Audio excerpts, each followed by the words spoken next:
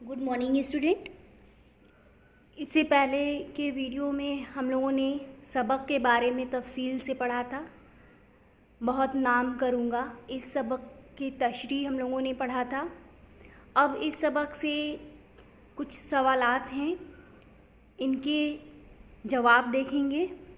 सवाल नंबर 1 है, इस नज़्म में शायर ने लिख पढ़ कर क्या करने को कहा है? शायर का नाम क्या है? पहले सवाल का जवाब देखिए।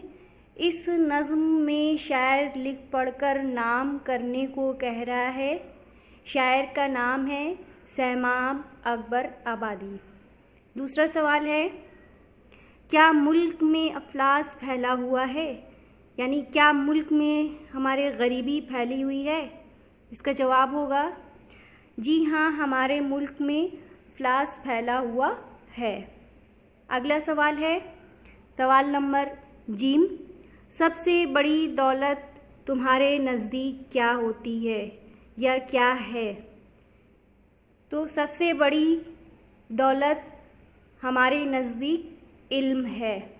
इल्म की दौलत ही सबसे बड़ी दौलत है। बिना इल्म के इंसान कुछ भी हासिल नहीं कर सकता है। इसलिए हमारी ज़िंदगी में इल्म की बहुत बड़ी अहमियत है।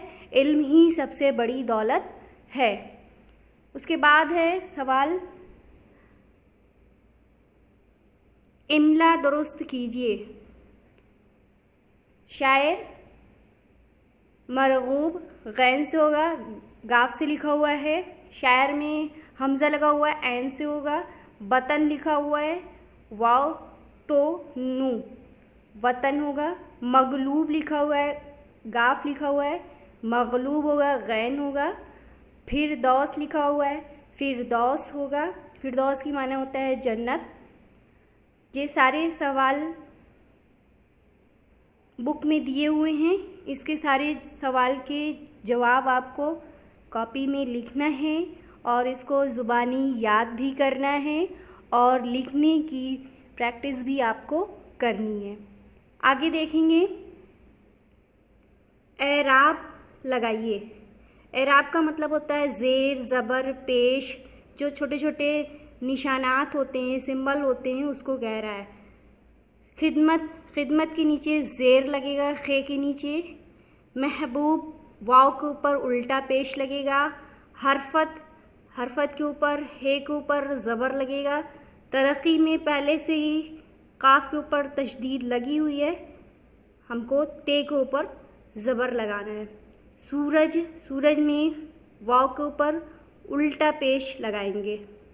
अब आगे पढ़ेंगे हम लोग इस्म के बारे में और इस्म की दो मखसूस किस्में क्या हैं उसके बारे में पढ़ेंगे।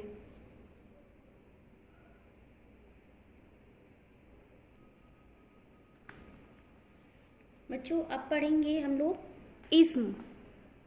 इस्म किसे कहते हैं इसके बारे में आप पहले से उम्मीद है जानते होंगे, लेकिन फिर भी देख लेते हैं। किसी शख्स, चीज़ या जगह के नाम को इस्म कहते हैं। मसलन खालिद, दिल्ली, कलम वगैरह। इस्म को क्या कह रहे हैं कि किसी शख्स, चीज़ या जगह के नाम को हम इस्म कहते हैं। इन लफ्ज़ों में खालिद किसी शख्स का नाम है, दिल्ली एक शहर का नाम है और कलम किसी चीज़ का नाम है। ये तीनों इस्म हैं। अब इस्म की दो मखसूस किस्में हैं, इसके बारे में पढ़ेंगे। इस्म की दो मखसूस किस्में, मखसूस ख़ास की जमा है।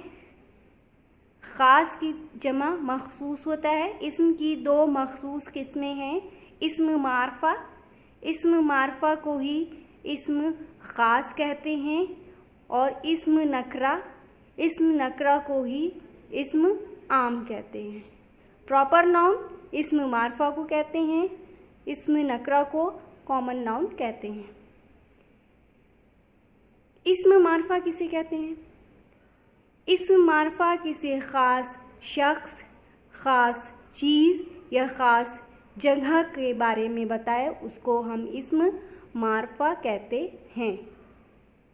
जैसे दिल्ली ख़ास जगह का नाम है, खालिद किसी ख़ास इंसान का नाम बता रहा है, कलम किसी चीज़ को ख़ास चीज़ का नाम बता रहा है। बस ये बोल दें कि चीज़, उसमें किसी का नाम ना लें, ख़ास ना लें। जैसे किसी शहर में वो रहता है, शहर तो बहुत सारा हो जाएगा, वो आपका इस्म नकरा हो जाएगा। और अगर कहें कि वो दिल्ली में रहता है, तो ये ख़ास शहर के नाम को बता रहा है, तो ये इस्म मारफा हो जाएगा। तो इस्म मारफा किसी ख़ास शख्स, ख़ास चीज़ या ख़ास जगह के नाम को इस्म मारफा कहते हैं।